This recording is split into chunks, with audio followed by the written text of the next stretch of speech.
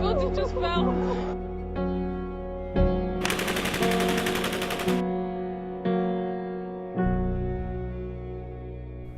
They're running, and now we're going to bring them to justice. September 11th, 2001. At 8:46 in the morning, American Airlines Flight 11 crashed into the North World Trade Center tower. 17 minutes later, United Airlines Flight 175 crashed into the other. By the end of the ensuing chaos, nearly 3,000 Americans had lost their lives.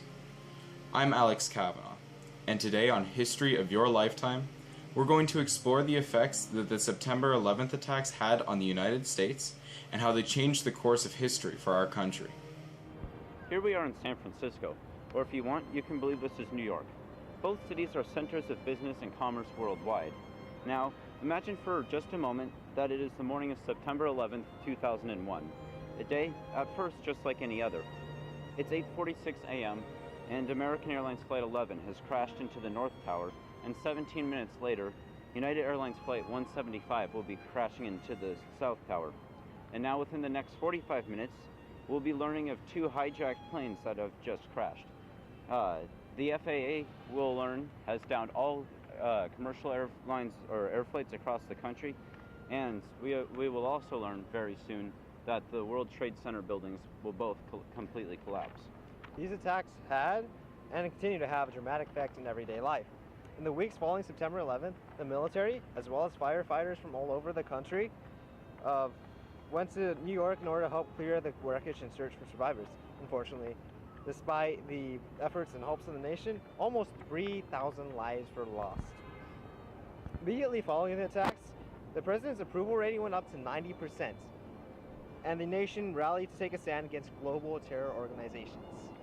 To ensure that such a horrible attack could never be conducted against America in the future, there were major changes made to air travel after the attacks, such as new increased regulations on air travel.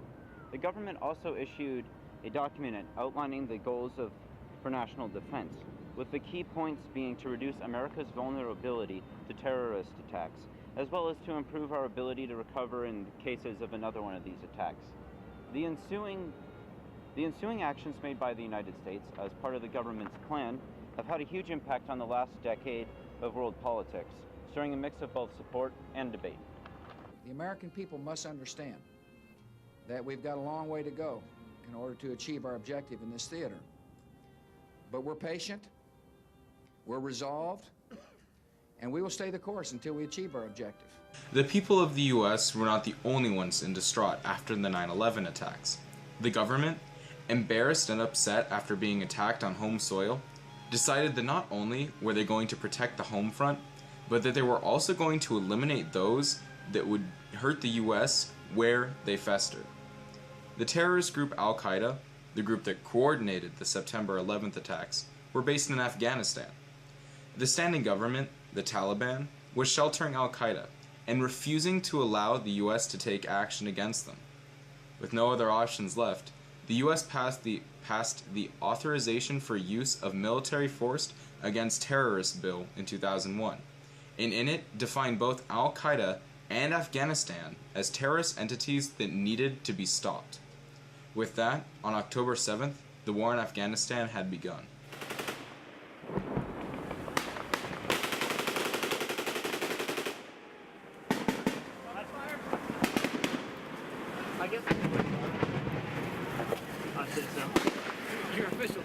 The war in Afghanistan did not begin with the attack on the World Trade Center. In reality, it was the Islamic government's commitment to shelter the terrorist group responsible for the attack that started the war. The United States asked for the Afghanistan government to hand over both bin Laden and a collection of his close allies, but they refused. Operation Enduring Freedom, the main U.S. operation in Afghanistan, began with a long series of airstrikes. After that, American troops, backed by other NATO allies, entered Afghanistan. On November 13th, the capital city of Kabul fell to American forces, and on December 7th, Kandahar, a major southern city, fell as well. In 2002, the first United States-backed elections were held, with Hamid Karzai winning the position of presidency.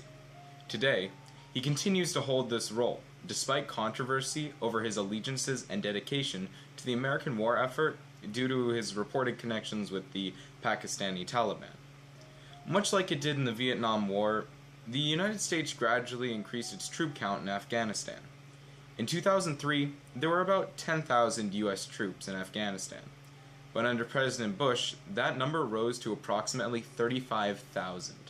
President Obama continued the pattern, increasing the number of troops in Afghanistan to over 70,000 by the end of 2009. By the end of this year, 2014, however, a full withdrawal has been planned. Although the war in Afghanistan is now beginning to conclude, it comes after over a decade of controversy. Despite the initial large public support for the war, questions and outrage soon began to arise not long after the start of the conflict. At home, Americans reacted to civilian deaths due to American airstrikes, U.S. casualties, and corruption within the Afghanistan government. Perhaps the most significant reaction to the controversy during the War on Terror came in response to the American occupation of Iraq. Americans, along with people all across the world, were curious as to the reasons for the invasions, and the theories ranged from it being an intelligence failure to a stunt by President Bush to finish off what his father started after the first Gulf War. The War on Terror was not just limited to Afghanistan. Other countries harboring terrorists such as Pakistan and Yemen faced military actions such as drone strikes, which were carried out by the United States. Additionally, financial and military aid were given to the official governments of Pakistan and Yemen to strengthen the military of these nations, which were already in conflict with radical Islamic terror groups. Pakistan was one of the other nations with significant widespread U.S. involvement. Starting in 2001, the Pakistani government has been cooperating with American forces in fighting the extremist threat, first banning and condemning jihadi groups from the country. The bans were quickly followed by the capturing of prominent Al-Qaeda members, including the operation chiefs of Al-Qaeda training camps and one of the direct planners for 9/11. By 2004, more massive military involvement was required in the expulsion of Taliban and Al-Qaeda forces from the tribal regions of Waziristan, with 80,000 troops being sent for the specific goal. Further captures and killings of Al-Qaeda leaders continue to happen after the expulsion with the aid of American air support, such as drones, which eventually resulted in the death of Osama bin Laden in 2011. Although Pakistan has contributed to the Western effort in the region, people still question the Pakistani government allegiance. Most notably, American citizens were alarmed when it was revealed that Osama bin Laden was able to stay in Pakistan for such a long time unnoticed.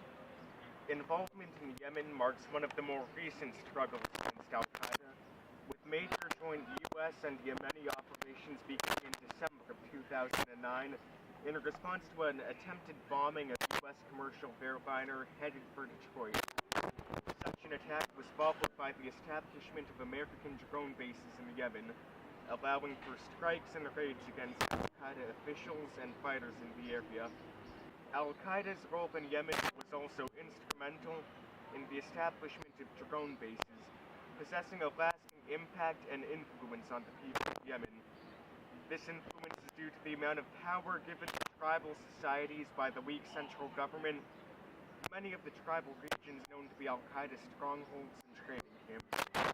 Al-Qaeda's influence on the country is so pervasive that the group managed to pull off a small, short-lived revolution in 2001 and 2012, where they captured a handful of cities, Yemeni military members, and government equipment. While U.S. involvement in other countries may have a significant impact on the civilians of those fragmented countries, American civilians were not excluded from the effects of such a war, manifesting more in the mental state of the average American than the physical state of the cities and civilians. Looking back at recent history, there are few events that are as significant as the September 11th attacks against the World Trade Center. Not a single American was left unaffected by that day, and it set in motion a series of events that would lead the nation into a series of global wars.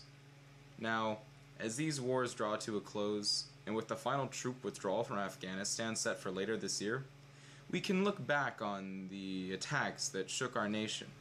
Did the US make the right decisions, or were we blind to our own active mistakes? The answer to that will be decided by the current generation, and we will take the lessons we learned from the aftermath of 9/11 forward as we march on as a country.